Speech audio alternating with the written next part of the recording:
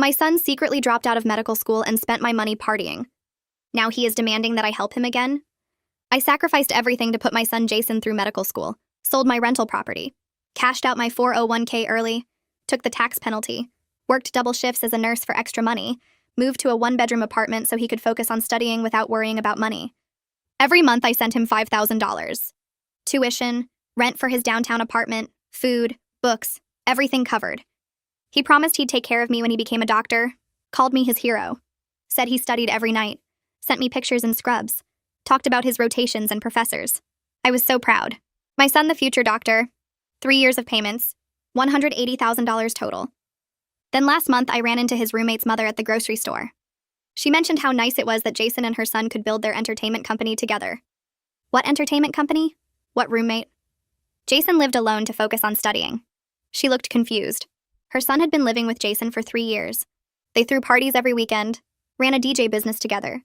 Jason hadn't been in medical school since first semester. He dropped out after failing his first anatomy exam. Never told me. For 3 years, he'd been collecting my money, spending it on equipment for his DJ business, throwing parties, taking trips to Miami and Vegas, living his best life while I ate rice and beans to afford his fake tuition. I called the medical school. They confirmed he withdrew in 2021. The registrar said they'd sent several letters to his permanent address. My address. Jason had been intercepting my mail.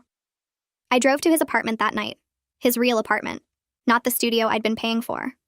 A luxury penthouse I'd never seen. Music equipment everywhere. Professional DJ setup, recording booth. 3 roommates I'd never met. Jason was in the living room mixing tracks. When he saw me, he didn't even look surprised, just annoyed that I'd shown up unannounced. I asked him about medical school. He shrugged, said it wasn't for him. Too much memorization, too many rules. He'd found his real passion in music, built a following, made connections. He was an artist now. I asked about the $180,000. He said that was an investment in his future. The money helped him network, build his brand, buy equipment. It all worked out because his business was taking off. He'd made $30,000 last year, only $150,000 less than what I'd given him. When I started crying, he told me to stop being manipulative. Said lots of parents support their kids' dreams, that I should be proud he found his calling. His roommates agreed, called me cool for funding his journey, like I had a choice, like I knew what I was funding. I left without saying anything else. Needed time to process the betrayal, the lies, the stolen years of my life working double shifts, the retirement money gone, the rental property I'd never get back. Jason didn't call to apologize, didn't text to explain, nothing for 2 weeks. Then yesterday, he called with excitement in his voice. Big news. He had an opportunity. A famous DJ wanted to collaborate. They could tour together, open a studio, build an empire. He just needed startup capital, $50,000. Since I'd already invested so much in his education, what was a little more for his actual career? He'd pay me back double when he made it big. Promise. Just like he promised to become a doctor. I told him I'd think about it. He said there wasn't time to think. The DJ was meeting with other potential partners. This was his shot. Our shot. We were a team. I was his business partner, not just his mother. Without me, none of this would exist. Which was true. Without me, he'd have had to get a job instead of pretending to study medicine. I asked him to meet me at my apartment to discuss terms. He showed up in a Tesla. Leased, he said, for his image. Part of the business. He brought contracts. Had everything planned out. I'd be a silent partner. 15% returns? My name nowhere on the documents because that would complicate taxes. But I could trust him. I let him present his whole pitch. Watched him pull up spreadsheets. Show me follower counts. Play his latest tracks. He talked for an hour about his vision, his talent, his destiny, how this was the universe rewarding my faith in him. Then I handed him an envelope. Inside the envelope were 3 documents. A cease and contact letter printed on law firm letterhead. A spreadsheet listing every single payment I'd made over 3 years with dates and amounts. A small claims court filing for the maximum amount allowed in our state. Jason pulled them out one by one. His confident smile faded as he scanned the first page. Then the second. His hand started shaking slightly when he got to the court filing. He looked up at me with confusion replacing the cocky expression he'd worn all evening. His mouth opened, but no words came out. I watched him realize I wasn't the easy target he'd counted on, that I'd actually done something instead of just crying and giving in like always. Jason set the papers down and laughed. It sounded forced and nervous. He said the legal papers were a joke, that I couldn't sue my own son. His voice had an edge to it now, not the smooth sales pitch from before. I told him my attorney explained that fraud is fraud no matter who commits it. Family relationships don't change the law. I had 3 years of documented lies, intercepted mail, fake photos and scrubs, made up stories about rotations and professors, every single piece of evidence saved and organized. His laugh died completely. He switched tactics fast. The tears came suddenly, streaming down his face as he said he thought I believed in him, that I supported his dreams, that parents are supposed to help their kids find their passion. His voice cracked just right. His shoulders shook. I stayed silent and watched him perform. Remembered how he'd cried exactly the same way when he showed me his fake medical school acceptance letter. The same hitching breath, the same wounded expression. Back then, I'd hugged him and told him how proud I was. Now I just sat there and let him work through his act. When the tears didn't work, his face changed. The sadness vanished like someone flipped a switch. Anger took its place, hot and immediate. He stood up fast enough that his chair scraped loudly against my floor. He said if I went through with this, I'd never see him again. He'd cut me out of his life completely. No calls, no visits, and no relationship. I'd lose my only son over money. I stood up too and told him he already did that. 3 years ago when he chose to steal from me instead of being honest. When he intercepted my mail and lied to my face every single day. I picked up my purse and headed for the door. His voice got louder. He called after me saying I was ruining his life. That I was supposed to be his mother. That the lawsuit would destroy his credit and his future. His roommate's doors opened. 3 guys emerged looking uncomfortable and confused. They'd clearly heard everything. One of them, younger with dark hair, looked genuinely shocked. He said quietly that they didn't know Jason was lying to me about school. That Jason told them the money came from his trust fund. The other 2 nodded, looking embarrassed.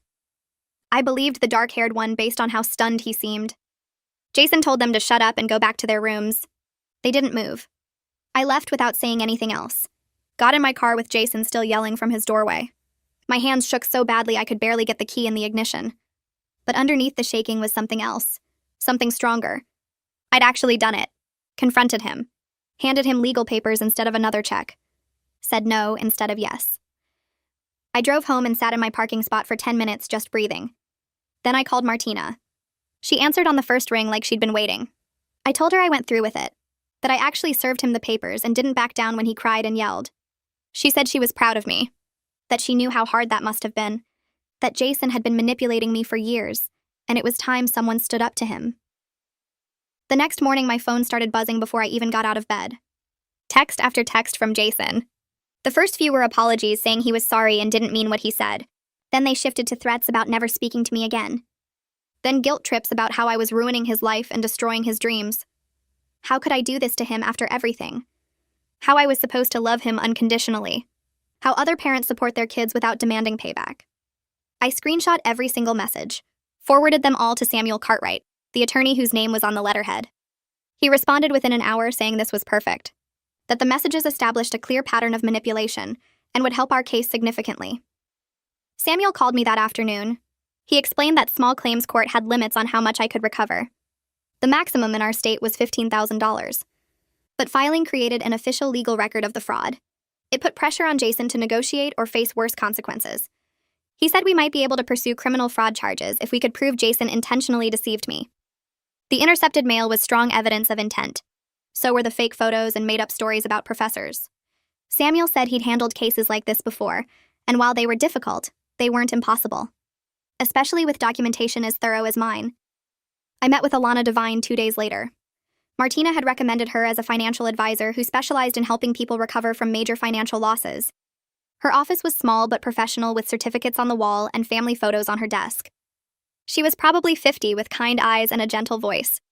She asked me to bring all my financial records, bank statements, tax returns, documentation of the rental property sale, my 401k withdrawal paperwork, everything. She spread it all out on her desk and started calculating. Her face stayed neutral, but I could see her jaw tighten as the numbers added up. Alana turned her computer screen toward me. She'd created a spreadsheet showing the full damage. $180,000 in direct payments to Jason. Another $90,000 in potential investment growth if I'd kept that money in retirement accounts instead of sending it to him. The rental property I sold would be worth $150,000 more in today's market based on area appreciation rates. The early 401k withdrawal cost me $40,000 in penalties and taxes that I paid to the government for nothing. She scrolled down. The numbers kept going. lost compound interest, reduced Social Security benefits because I'd worked fewer high-earning years, the opportunity cost of the double shifts I worked that damaged my health and left me exhausted. The total came to $460,000. Alana turned the screen back toward herself and clicked through a few more calculations. She printed out a summary sheet and slid it across the desk. The numbers looked even worse on paper. I'd need to work 10 more years than I planned, maybe longer depending on my health. My retirement wouldn't be comfortable anymore. It would be tight. Careful. Every dollar counted because Jason had taken the cushion I'd spent 20 years building. Alana asked if I had any questions about the projections. I shook my head. The numbers were clear enough. She suggested we schedule a follow-up meeting in 2 weeks to start planning recovery strategies. I agreed and wrote the date in my phone calendar. Then I just sat there staring at the paper. All those years of double shifts reduced to a spreadsheet showing how far behind I was. Alana didn't rush me. She kept working on her computer and let me process. After a few minutes, the tears started. Not dramatic sobbing, just quiet crying that I couldn't stop. This was the first time I'd actually cried since discovering the truth. Everything before had been shock and anger and frantic activity. But sitting in Alana's office looking at the numbers made it real. Jason had stolen my future. Not just money, years of my life, the retirement I'd earned, the security I'd sacrificed everything to build. Alana pulled a tissue box from her drawer and set it next to me without saying anything. I took several tissues and tried to get control of myself. She waited until I'd stopped crying before speaking. She told me about resources for financial recovery after family fraud, support groups, legal aid organizations, financial counseling programs specifically designed for people rebuilding after this kind of betrayal. I realized from the way she talked that I wasn't the first parent she'd helped through this. Other people had sat in the same chair crying over the same kind of loss. That should have made me feel better, but it just made me sadder. How many parents had their kids done this to? 3 days later, Samuel called while I was at work. I stepped into the break room to take the call. He said Jason's roommate Joshua had reached out through a mutual contact. Joshua wanted to talk to me. Samuel said Joshua felt guilty about using my money without knowing where it came from. He had information that might help the case. Financial records from the business partnership. Documentation of how Jason spent the money. Samuel asked if I was willing to meet with Joshua. I said yes immediately. Any evidence that strengthened our position was worth pursuing. Samuel gave me Joshua's number and told me to let him know after the meeting. I called Joshua that afternoon. He suggested meeting at a coffee shop near campus the next day. His voice sounded nervous. Young. He apologized 3 times during our 2-minute conversation. I told him it was fine and confirmed the time and location. The coffee shop was busy when I arrived. College students everywhere with laptops and textbooks. Joshua had texted me a description of himself, so I spotted him right away. Tall kid with dark hair sitting alone at a corner table. He had a folder in front of him and kept glancing at the door. I walked over and introduced myself. He stood up so fast he almost knocked over his coffee. We shook hands and sat down. Joshua looked miserable. He started apologizing before I even got settled in my chair. Said he had no idea the money came from me. That Jason told him it was from an inheritance, that if he'd known the truth, he never would have accepted it. I believed him. His horror looked genuine. He pushed the folder toward me. Inside were printed financial records, bank statements, receipts, business expense reports, everything organized with tabs and labels. Joshua had put real effort into documenting this. He walked me through the records page by page, showed me exactly where my money went. $120,000 on DJ equipment over 3 years. Turntables, speakers, mixing boards, lighting systems, recording software, professional microphones. All top of the line because Jason insisted they needed the best gear to compete. Another $40,000 went to the luxury apartment and the Tesla lease. Joshua said Jason convinced him they needed to project success to attract better clients. That image mattered in the entertainment industry. The remaining $20,000 disappeared into trips, music festivals in different cities, networking events that were really just vacations, Miami, Vegas, Austin, Los Angeles. Jason called them business investments, but Joshua admitted most of the time they just partied and handed out business cards. I asked Joshua about the business's actual income. He looked even more uncomfortable. They'd made about $30,000 total across 3 years. Most gigs were small parties and college events that barely covered their expenses. The famous DJ collaboration Jason mentioned was just an email exchange with someone who had a modest following in the region. Not a tour, not a record deal. Just a guy who responded to Jason's messages a few times. Joshua said Jason had a habit of exaggerating opportunities, making small connections sound like major deals, convincing people his big break was always right around the corner. I asked why Joshua stayed partners with him for so long. He said Jason was charismatic, confident, made people believe in his vision even when the numbers didn't support it. But after learning the truth about where the startup money came from, Joshua couldn't work with him anymore. He was dissolving the partnership. He offered to testify if my case went to court, said he wanted to help make this right however he could. I took copies of all the business records, thanked him for his honesty. He apologized again as I left. I drove straight to Samuel's office. Samuel spread the documents across his desk and examined each page carefully. He asked questions about specific transactions, made notes on a legal pad. After 30 minutes, he sat back and smiled. This changed everything. Now we could prove Jason's intentional lies and trace exactly where the money went. The intercepted mail showed intent to deceive. The fake photos and stories about professors showed ongoing fraud. But Joshua's records showed the actual theft. Every dollar accounted for. Every lie documented. Samuel said he'd file an amended claim with this new evidence. It strengthened our position significantly, made it much harder for Jason to claim misunderstanding or honest mistakes. We had proof of deliberate fraud spanning 3 years. 2 weeks after handing Jason the envelope, my phone rang with a number I didn't recognize. I almost didn't answer, but something made me pick up. A man's voice asked if this was Jason's mother. I said yes. He identified himself as Jason's father, my ex-husband. We hadn't spoken in 15 years. Not since the divorce when Jason was 8. He'd moved across the country, started a new family, sent child support checks but never called, never visited.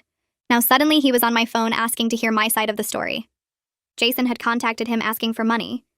He wanted to know what was really going on before he made any decisions. I told him everything.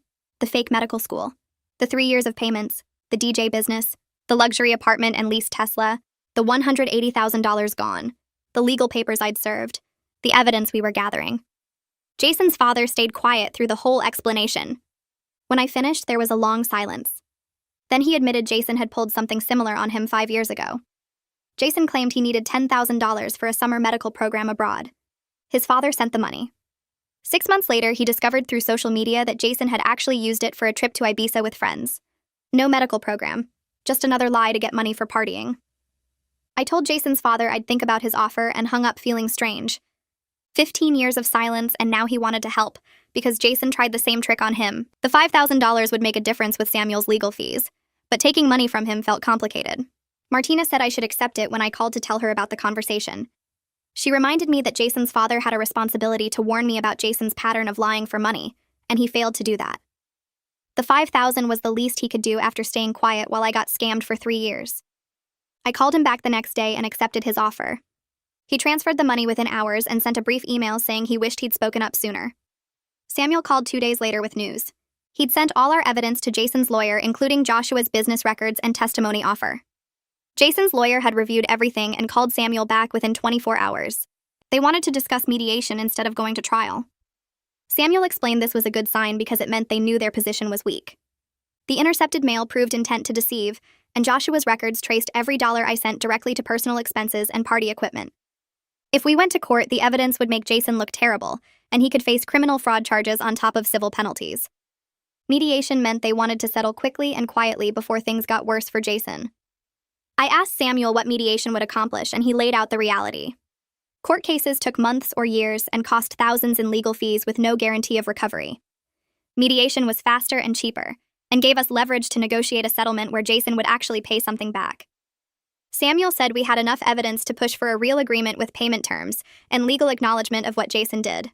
I wouldn't get all my money back, but I'd get more than if I just walked away, and I'd have legal documentation holding Jason accountable. I agreed to mediation, even though part of me wanted to drag Jason through court and make him face a judge. Samuel scheduled it for 3 weeks out to give us time to prepare our settlement demands. Martina helped me put together a list of what I wanted from mediation. Not just money, but acknowledgement and consequences. I wanted Jason to admit in writing that he lied and stole from me. I wanted a payment plan that would last years, so he'd face the consequences of his choices for a long time. I wanted him to sell his expensive DJ equipment to make an immediate payment that showed he was serious. Samuel reviewed my list and said most of it was reasonable, and we could push for all of it given our strong evidence. Before the mediation, I knew I needed help processing everything that happened beyond just the legal and financial aspects. Martina recommended a therapist named Charlotte Barker, who worked with family trauma and financial abuse cases. I called Charlotte's office and got an appointment for the following week. Her office was in a quiet building near the hospital where I worked, and the waiting room had comfortable chairs and calming artwork.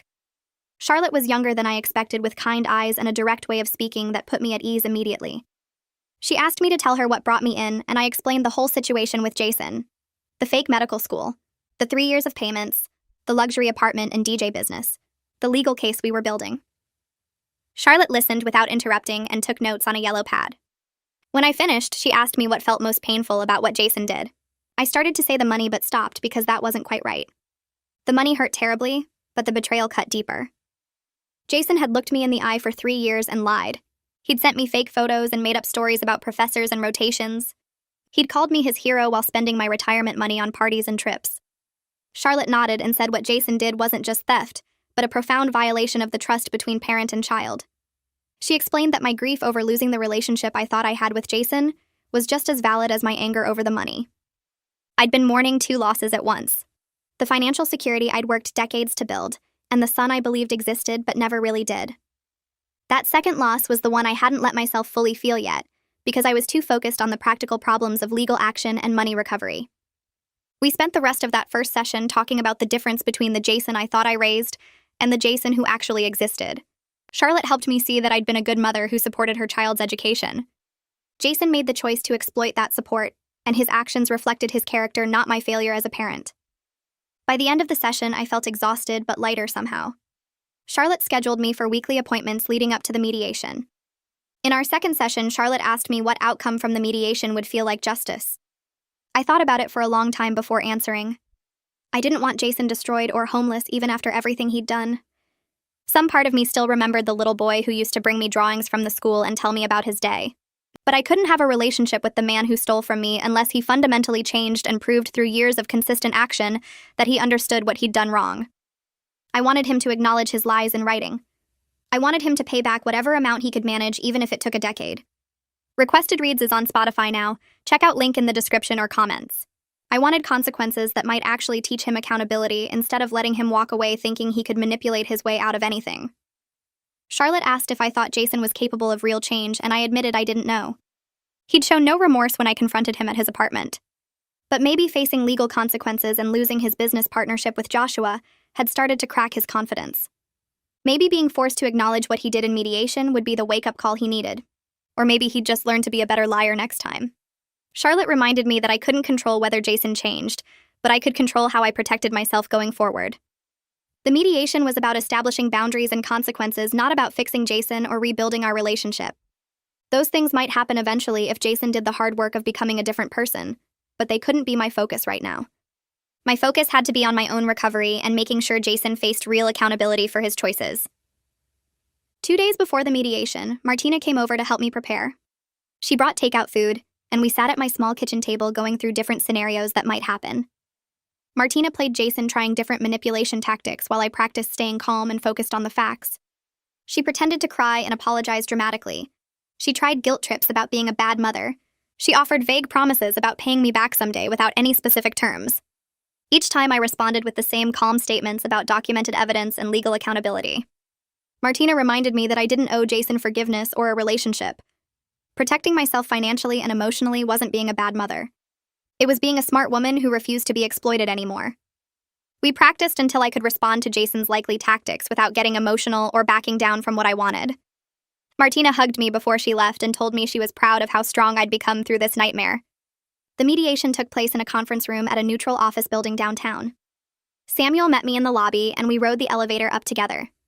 He carried a folder thick with evidence and documentation. The conference room had a long table with chairs on both sides and windows overlooking the city. A professional mediator arrived first and introduced herself. She explained the process and ground rules. Then Jason's lawyer arrived alone and set up his materials at one end of the table. Samuel and I sat at the other end. Jason came in last, walking slowly like he wasn't sure he wanted to be there. He wore khakis and a button-down shirt instead of his usual expensive streetwear. His hair was neat and his face looked tired. He sat down next to his lawyer and stared at the table. When I entered the room and took my seat across from him, he glanced up briefly, then looked away. He seemed smaller somehow without his usual confident performance. The mediator started by explaining that this was a voluntary process where both parties would have a chance to speak and hopefully reach an agreement that avoided court. She asked Jason to explain his perspective first. His lawyer nodded at him, and Jason cleared his throat. He gave what sounded like a rehearsed speech about being young and making mistakes. He said he got overwhelmed by medical school and panicked instead of talking to me honestly. He called it poor judgment and said he was sorry for not being upfront about dropping out. His lawyer had clearly coached him to minimize what he did. Jason never used words like fraud or theft. He never mentioned the 3 years of deliberate lies or the intercepted mail or the fake photos. He framed everything as a series of bad choices made by a confused kid who didn't know how to disappoint his mother. I watched him perform his apology and felt nothing but tired recognition of another manipulation attempt. When it was my turn to speak, I pulled out the statement I'd prepared with Charlotte. My hands shook slightly as I unfolded the paper, but my voice stayed steady. I read about working double shifts as a nurse while my body ached and my feet swelled. I read about eating rice and beans for dinner so I could send Jason $5,000 every month. I read about cashing out my retirement early and taking the tax penalty because I believed I was investing in my son's future as a doctor.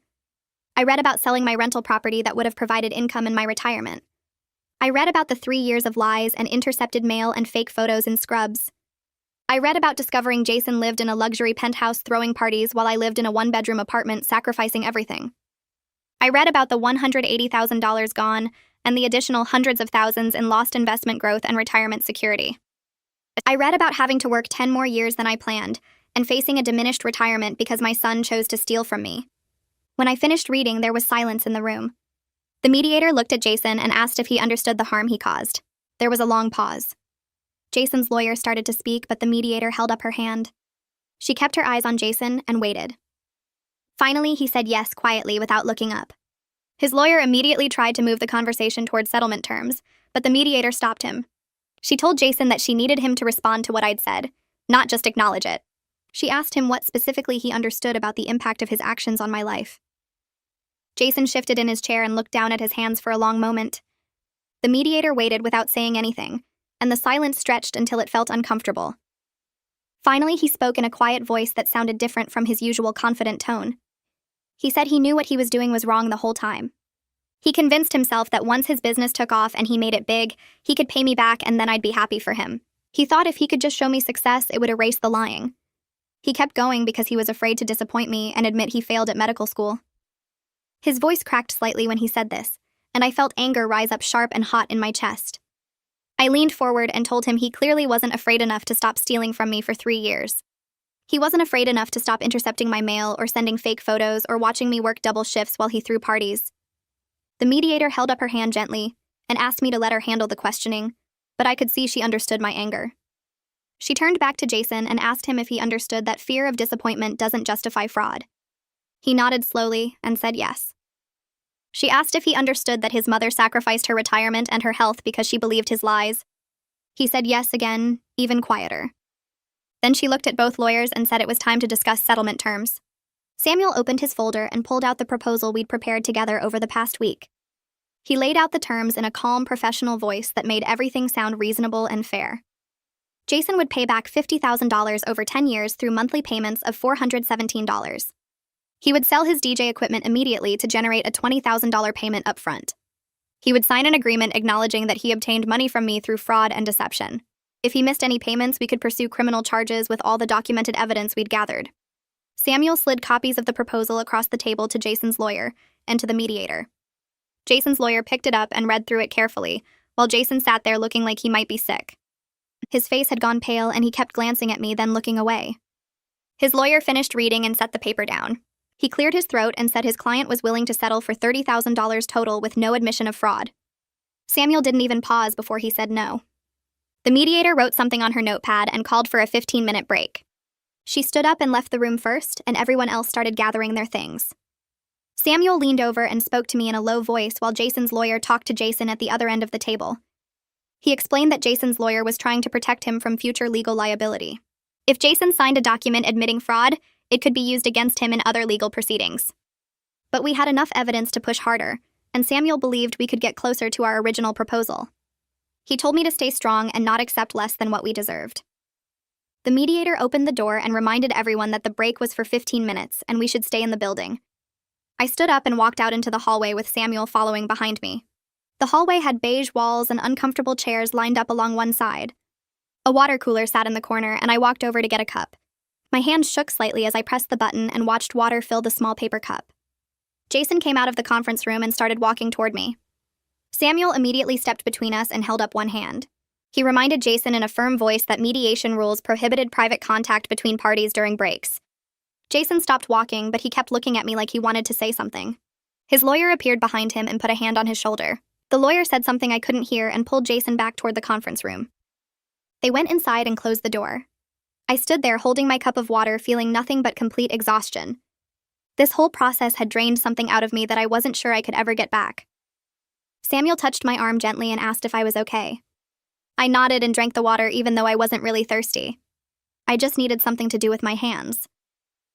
The mediator called us back in after exactly 15 minutes. Everyone took their seats again and the atmosphere felt heavier than before. The mediator asked both sides if they were ready to continue negotiating in good faith. Both lawyers said yes. Then she turned to Jason's lawyer and asked if his client had a revised offer. The lawyer conferred with Jason in whispers for a minute, then said they could go to $35,000 total. Samuel shook his head before the lawyer even finished speaking. He pulled out the bank statements and transfer records and the intercepted mail documentation. He laid it all on the table in neat stacks and said we had clear evidence of fraud spanning 3 years. We had Jason's roommate willing to testify about where the money actually went. We had the medical school's withdrawal records. If this went to court, Jason would face criminal charges and the settlement amount would be much higher. Samuel's voice stayed calm, but every word hit like a hammer. Jason's lawyer looked at the evidence and his expression changed. He asked for another private consultation with his client. The mediator nodded and they moved to a corner of the room to talk quietly. 2 hours passed with offers and counter-offers going back and forth. My head started to hurt from the tension and the fluorescent lights. Finally, we reached an agreement that Samuel said was as good as we were going to get. Jason would pay $40,000 over 8 years with monthly payments of $417. He would sell his DJ equipment for an immediate payment of $15,000. Most importantly, he would sign a document acknowledging that he fraudulently obtained money from me through lies and deception. If he missed 3 consecutive payments, I could pursue criminal charges with all our documented evidence. The mediator read through the terms carefully and asked both parties if they agreed. I said yes. Jason hesitated, then said yes in a voice so quiet I barely heard it. Jason's lawyer also negotiated that Jason would have no contact with me unless I initiated it. Jason had to attend financial counseling for 1 full year with proof of attendance. His lawyer looked unhappy about the fraud acknowledgement, but Samuel had made it clear we would pursue criminal charges otherwise. Jason would likely face much worse consequences if this went to court. The mediator printed out the settlement agreement and everyone reviewed it one more time. She explained that once we signed it would be filed with the court and become an enforceable legal document. Any violation would have serious legal consequences. She asked if everyone understood and we all said yes. I picked up the pen and signed my name on the line next to where it said complainant. My signature looked shaky, but it was done. Jason signed on his line and his hand trembled slightly. Both lawyers signed as witnesses and the mediator signed as the official mediator. She gathered all the copies and said she would file them with the court by the end of the day. I knew I would only recover about $55,000 of the $180,000 he took. It wasn't close to everything I lost, but it was more than I expected when this started. Most importantly, it held Jason legally accountable for what he did to me. The agreement existed now in official records that couldn't be erased or forgotten. Samuel and I walked out of the building together into the afternoon sunlight. I felt lighter somehow, despite knowing I would never get back what I lost. The weight of uncertainty had lifted and been replaced with something concrete and real. Samuel told me the settlement was actually a good outcome given how difficult family fraud cases are to prosecute. Many parents never recover anything at all. The payment plan meant Jason would face consequences for the next 8 years every single month when he made that payment. He couldn't forget what he did or pretend it didn't happen. Samuel shook my hand and said he would send me copies of all the filed documents within a week. I thanked him for everything he'd done and walked to my car alone. 2 weeks later, I checked my bank account and saw a deposit for $15,000 with a reference number from the equipment sale. My heart jumped when I saw it because part of me hadn't believed Jason would actually follow through. I immediately transferred the money into a new retirement account that I opened at a different bank. Jason had no knowledge of this account and never would. It was mine and mine alone and protected in ways my previous accounts hadn't been. I called Alana and told her about the deposit. She congratulated me and said we should meet to set up automatic contributions from my nursing salary. We scheduled an appointment for the following week, and she helped me create a realistic plan for rebuilding my savings over the next 20 years. The numbers still looked scary, but they looked possible now instead of hopeless. The first monthly payment of $417 appeared in my account exactly on the due date. I stared at the transaction on my phone screen, feeling a complicated mix of relief and sadness. Relief that Jason was keeping his agreement. Sadness that this was what our relationship had become. A monthly payment that reminded me of everything he took and everything we lost. I called Charlotte and told her about the payment. She asked me how I felt, and I told her I didn't really know. She said that was okay and normal. Some betrayals are too deep to fully heal, and some relationships never recover no matter how much time passes. The important thing was that I was protecting myself and moving forward with my life. Jason's choices were his own, and I couldn't fix him or change him. All I could do was rebuild what he destroyed and make sure he never had the chance to hurt me again. I picked up 1 extra shift per week at the hospital instead of the 2 I was working before. My body needed the break after years of pushing myself past exhaustion. The extra money still helped, but I could actually sleep on my days off now. I met with Alana 2 weeks after the settlement, and she spread out new financial projections across her desk. She showed me how the monthly payments from Jason combined with my nursing salary and careful budgeting meant I could retire at 70 instead of 75. 5 years earlier than we originally calculated when I first came to her office, broken and desperate. The numbers looked possible instead of hopeless, and I felt something close to relief as I studied the charts. Martina called me the following week and suggested I start looking at the rental property market again. She reminded me that I had some settlement money coming in now, and maybe it was time to think about rebuilding that part of my life. I told her I wasn't ready to buy yet, but the idea didn't make me want to cry anymore. I started researching properties online during my lunch breaks at work. Small condos and townhouses that could generate rental income. This time I made notes about keeping everything completely separate and protected. No one would have access to these investments. No one would even know they existed until the paperwork was signed and the properties were mine. 3 months after the mediation ended, Samuel forwarded me a letter from Jason. He explained that Jason had sent it to his office asking if he could call me to apologize properly. I read the letter twice sitting at my kitchen table. Jason's handwriting looked rushed and the words felt rehearsed, but he was asking for permission to talk. Samuel included a note asking what I wanted to do. I called him back and told him I wasn't ready for contact yet. Maybe someday, but not while I was still rebuilding what Jason destroyed. Samuel said he would respond and let Jason know. He reminded me that I controlled the terms of any future contact, and I should take all the time I needed. I talked about the letter with Charlotte during our next therapy session. She asked me how I felt about Jason reaching out, and I admitted I didn't know. Part of me wanted to hear what he had to say. Part of me knew it wouldn't change anything. Charlotte helped me work through my anger at myself for not seeing the signs earlier. I kept thinking about all the red flags I missed, the vague details about classes, the way he always had an excuse when I asked to visit, the intercepted mail I never questioned. Charlotte pointed out that Jason went to great lengths to maintain his deception. The fake photos in scrubs, the detailed lies about professors and rotations, the carefully crafted stories about his studies. He deliberately exploited my trust and pride in him. She reminded me that I did what any loving parent would do, and he chose to take advantage of that love. 2 weeks later, I joined a support group for parents who experienced financial abuse from adult children. Charlotte recommended it, and I was nervous walking into the community center for the first meeting. 7 other parents sat in a circle, and the facilitator asked us to share our stories if we felt comfortable. I listened to a woman talk about losing her house because her daughter took out credit cards in her name. Another woman depleted her late husband's life insurance, paying for her son's fake business ventures. Several parents were still paying off debt from their children's lies years later. One father maxed out every credit card he had because his son claimed he needed money for cancer treatment that turned out to be completely fabricated. Sharing my story in the group helped me feel less ashamed and isolated. Everyone nodded when I talked about the intercepted mail and the fake photos. They understood the specific kind of betrayal that comes from your own child. The facilitator helped me see that Jason's actions reflected his character, and not my failure as a parent.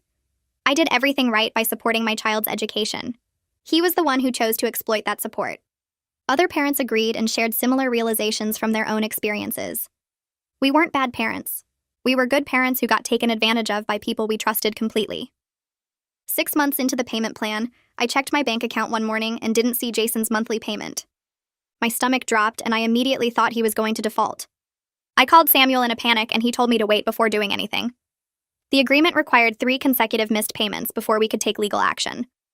3 days later, the payment came through, and Samuel forwarded me an apologetic email Jason had sent, explaining he had an unexpected car repair expense. Samuel reminded me that one late payment didn't trigger any consequences. I needed to breathe and trust the legal protections we built into the agreement. I used some of the settlement money to take a weekend trip with Martina to a beach town we visited as kids. We stayed in a small hotel near the water and spent 2 days walking on the sand and eating at local restaurants. It was the first vacation I had taken in 5 years. Being away from everything helped me remember who I was beyond being Jason's mother or a nurse working double shifts. Martina and I talked about our childhood and our parents and how different our lives turned out from what we imagined. She told me she was proud of how I handled everything with Jason. She said I was stronger than I gave myself credit for. At work the following month, my supervisor called me into her office and offered me a charge nurse position. The role came with a modest salary increase and more responsibility managing the other nurses on my floor.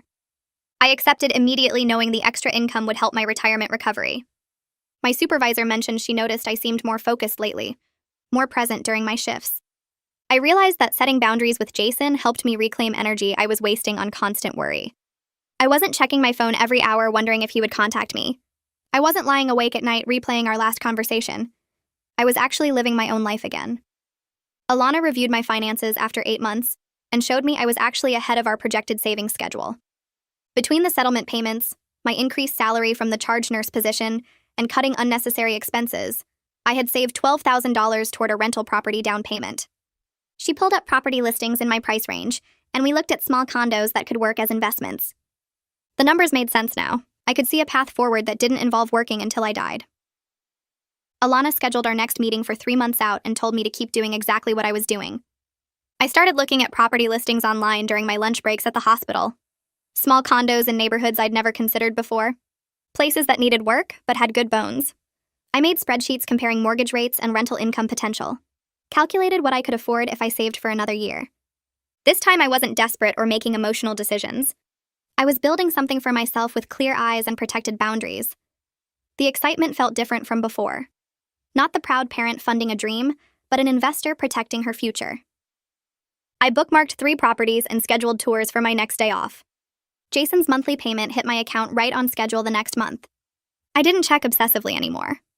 Alana had set up automatic transfers, so the money went straight into my retirement account without me touching it.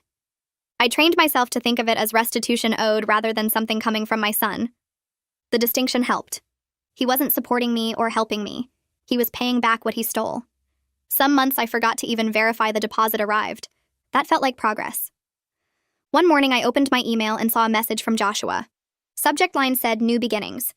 He wrote that he'd started a different entertainment company with partners who shared his values. They were doing well booking corporate events and weddings, professional work that paid consistently. He thanked me again for not including him in the legal action against Jason. Said he learned important lessons about checking where money comes from and who you go into business with. He attached a photo of their new office space. Small but legitimate. I wrote back a brief congratulations and deleted the thread. His redemption wasn't my concern. Charlotte asked me during our next session if I felt ready to reduce our appointments. Weekly therapy had helped me process the worst of the anger and grief. I sat there thinking about how I used to obsess over Jason constantly. Now I went whole days without thinking about him at all.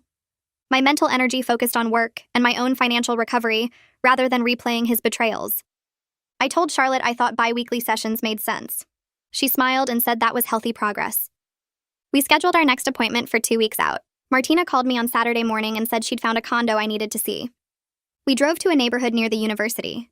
The building needed exterior work, and the unit had outdated appliances, but the location was perfect for student rentals and the price reflected its condition. We walked through together while I took notes. Martina pointed out what could be fixed easily and what would cost serious money. I calculated the numbers in my head. If I saved for 6 more months, I could afford the down payment and still have an emergency fund. Standing in that rundown kitchen, I felt capable instead of desperate. I wasn't the woman who sold everything for Jason's lies anymore. I was someone rebuilding with intention and wisdom. 2 years after the mediation, Samuel forwarded me a letter. Jason had sent it through proper legal channels per our agreement. I opened it slowly. His handwriting looked the same. He wrote that he'd been working a regular job for the first time in his life. Finished the required financial counseling. Said he understood now what he took from me. Not just money, but years of my life and my ability to trust. He didn't ask to see me or call. Just wrote that he hoped someday I might forgive him. The letter felt sincere, but I'd believed his sincerity before. I read it 3 times looking for manipulation or excuses. Found mostly accountability and regret. I filed the letter in a folder with all the other legal documents. Didn't respond. Charlotte said during our next session that forgiveness was something I did for myself, not for Jason. That I could forgive the betrayal without reconciling the relationship. I thought about that. Maybe someday I'd get there. Maybe I never would. Both options felt acceptable. I wasn't carrying the anger around like a weight anymore. It existed but didn't define me. That seemed like enough. 3 years after discovering everything, I signed closing papers on the small condo. The young couple who'd be my first tenants seemed responsible and excited. They signed a lease for $200 above my mortgage payment.